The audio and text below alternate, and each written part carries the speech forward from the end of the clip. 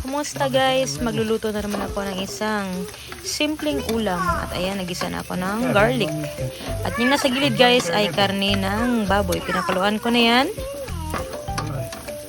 At napabrown ko na. Ayan. So, medyo luto na yan ang ating sahog na kaunting baboy. So, ayan. Pinapabrown ko lang din ang garlic. At yun, sinunod ko na ang onion. So, simpleng luto lang guys. Ayan, minix ko na. Nilagyan ko na to ng kaunting asin para magkalasa ng ating sahog. At lagyan ko lang siya ng kaunting oyster sauce. Kaunting-kaunti lang guys, hindi naman kailangang marami.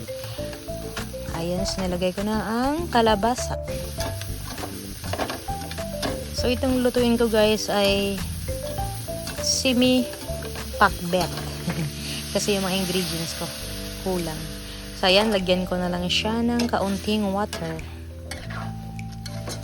Yan. At mix ko lang. Tinagpan ko lang siya saglit guys para maluto ang kalabasa. At ayan na. So medyo half cooked na ang kalabasa.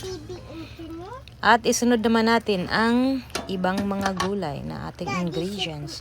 So ang meron lang ako sa ref guys, yan ang available ko lang, talong at Baguio beans. So pwede na yan guys, basta gulay. Go lang ng go sa pagluluto. Pwede na yan. Yung talong at Baguio beans guys, mabilis lang naman maluto. So gisa-gisahin lang muna natin. Ayan. Masarap talaga ang gulay guys.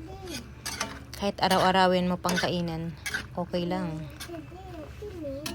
Lalo pag presko ang gulay. Ayan. So tatakpan ko lang siya ng saglit. Ayan na. So luto na ang ating talong, kalabasa at Baguio beans. At isunod ko naman ngayon ang ampalaya. So itong ampalaya guys, hinuli ko talaga siya para medyo half cook lang siya at crunchy ang resulta. Masarap ang crunchy na ampalaya guys at para hindi masyadong pumait sa ating potahe. Ayan, so makikita nyo naman guys, hindi na overcook ang ating mga gulay. So gisa-gisahin ko lang guys ang ampalaya dyan para nang maluto. Saglit lang naman ang pagluluto niyan guys. Mocha flavor. So ayan na. Mocha flavor. Ang sarap ng tingnan ng ating gulay na ulam. Takpan ko lang siya ng mga 2 minuto guys. At ayan na. Lagyan ko lang siya ng kaunting pamintang durog. At haluin lang ng kaunti bago natin ihain. Ayan na guys, at yan na nga, luto ng ating ginisang gulay.